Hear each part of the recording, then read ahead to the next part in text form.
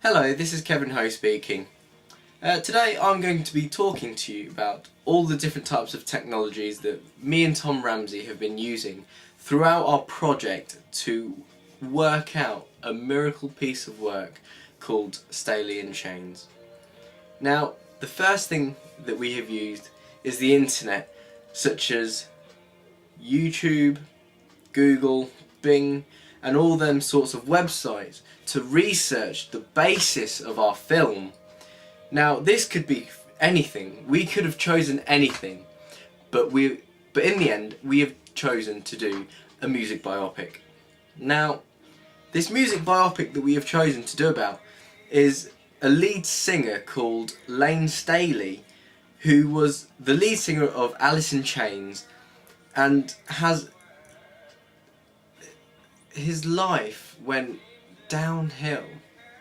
Now, Layne Staley's life has gone downhill ever since he's been experimenting with drugs, from cannabis to harder drugs like cocaine, and in the end he resorted to heroin.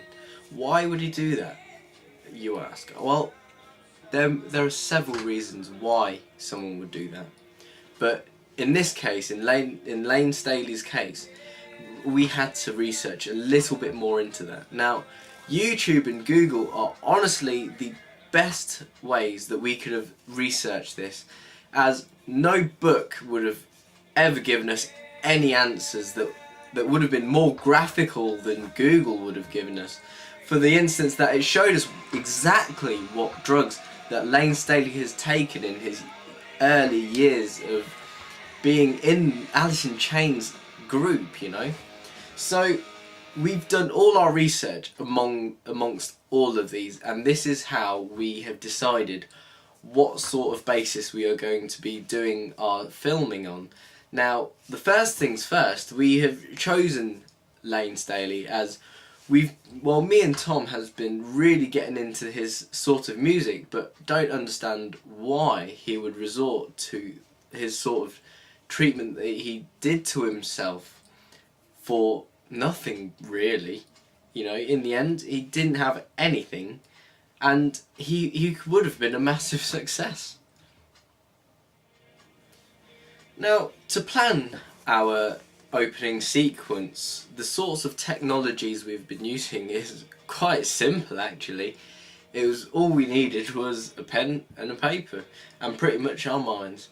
Now, because this is a music biopic, anything could have happened in this, such as drug overdoses, band split-ups, but in the end we have chosen to do a very unique story, how Layne Staley, the lead singer of Alice in Chains, his life went downhill after experimenting with too much drugs.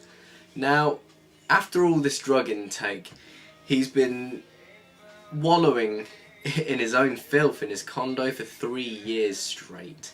Now, he may have been outside once or twice, probably to get an extra dose of heroin, or something like that, but in the end he wasn't very sociable, and this is basically what we've been planning our ideas through. We've been trying to think of how we can interpret this into a film. So in the end, we've decided to go into an isolated house. There's only one person acting in this film to show that there is no social groups, as it's not a sociable event really. He wanted to lock himself away in his house, away from everybody else, so that no one else knew what he was doing. The technologies that we have used to film our opening sequence are very simple, but they are very effective. Now, we've been using a Panasonic camera with 70x optical zoom. Now, we've chosen this camera for it did say 70x optical zoom, and we thought that because it was so high, that maybe that the graphics would be much better on the video quality than it would another camera. Now, another necessary equipment that we've always been using throughout our filming is a tripod. Now, this stabilises the focus on the screen so that it doesn't move, and also it keeps a steady screen for us to film more accurately. Now, there are all types of technologies that we've used, such as an artificial light. Now, this is a really good prop to use in filming, for it can give us a natural lighting. Now, I say the word natural, but of course it's not. But when the audience views the film, it looks very natural. They wouldn't give it a second thought. Now, we can alter the light to make it more brighter or darker, depending on how you want the mood. So, because we wanted the mood of Lane Staley's film to be quite dull on a very good day, we basically close the blinds so we can see a little bit of light shining through the blinds, and we basically put in our own artificial lighting, as if we just kept the blinds closed, then you wouldn't be able to see anything because it would be too dark and too gloomy. However, using artificial lighting, we've been able to gain access to places that we could film that we wouldn't be able to film without one. For instance, when the blinds are closed, the natural lighting lets us film and take pictures of objects more clearly, focusing on the details of each piece. However, if we didn't have a natural lighting, then you would not be able to see the quality and detail that we would be able to see, as it would be too dark. And that's basically it for artificial lighting and technologies we've used in filming our opening sequence. The technologies we have used to edit the film clips into a long flowing sequence is basically called iMovie, and it's only on the Apple iMacs. Now, this is a very simple bit of software that we can use to splice film clips and to even add transitions and even little bits of delays into the film. Now, this is a very useful bit of software, as it makes a long bit of sequence flow very so evenly throughout the film. Now, this is very good for match on action. Now, this is basically where two clips are spliced together, and when you play it through, it plays smoothly so that one clip goes to another and it looks like it's just one whole flowing film. And this is basically the technology that I've been using.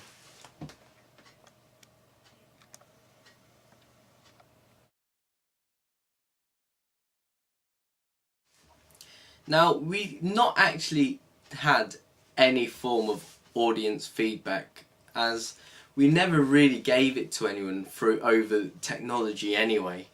But if we did, we would either use blogs or video blogs to gain access to audience opinions, as they could easily post comments on videos that we've posted on, so that we can take that information and then transform it into something different, so that we can incorporate their ideas, making this film much better. Now, there are also different types of ways that we could conduct audience feedback, such as YouTube, so we can upload our videos onto YouTube and then we can get audience feedback from their comments.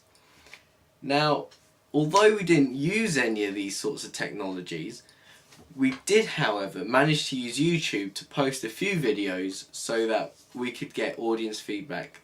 But, however, we didn't have any time to view any sorts of comments. And to be quite honest with you, there probably won't be any comments at the moment, because it was such a short space of time that we've posted it on the internet. There's one sort of software that we've used to polish off our work, if you will. Now, this technology is called Logic Express.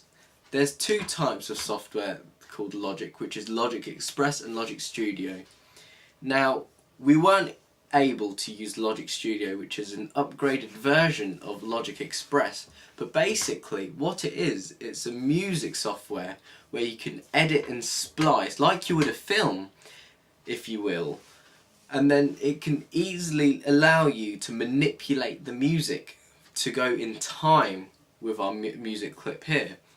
Now, the only difference is you have to time each segment perfectly.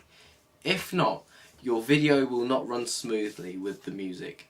However, you can cut and paste different bars of the song so that we can easily allow it to give us the right amount of feeling and mood towards the actual images that we see by splicing songs together. However, we've used the song Rooster by Alice in Chains. Now, we didn't splice it with any other song except its own song itself. Now, because the song is about 6 minutes long and like our opening sequence is only about 2 minutes long, we decided to just use that song, Rooster, and cut bits out of it to make it shorter to fit throughout the whole clip itself.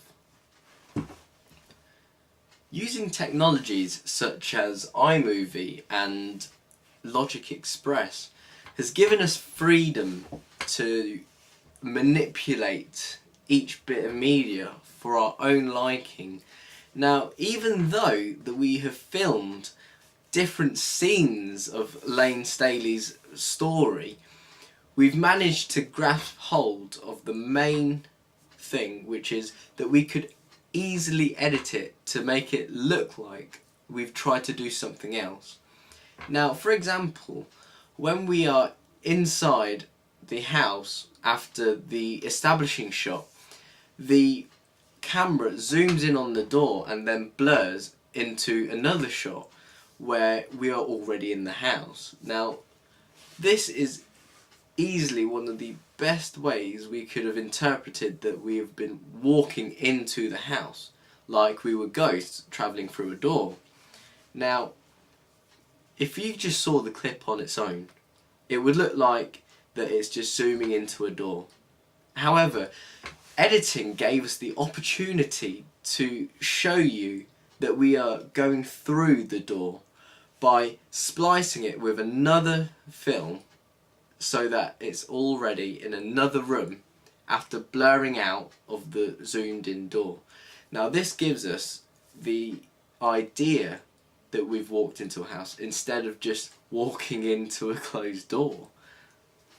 And that is basically how technologies such as iMovie and Logic Express has given us freedom to experiment, if you will, with our different media clips.